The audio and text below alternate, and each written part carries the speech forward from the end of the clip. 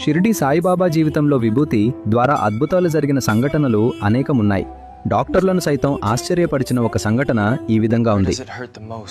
షిరిడీలో పట్టి అనే చిన్నారి అత్యంత ప్రమాదకరమైన అసాధారణమైన కడుపు నొప్పితో బాధపడుతున్నాడు. గ్రామంలోని పక్క ఊళ్లలోని వైద్యులు ఎందరో ప్రయత్నించినా ఫలితం లేక చివరికి ఆధునిక వైద్య నిపుణులు ఆపరేషన్ తప్ప మార్గం లేదని నిర్ధారించారు. కానీ చిన్నారి ఆరోగ్యం ఆపరేషన్ చేయించుకునేంత బలంగా లేదు.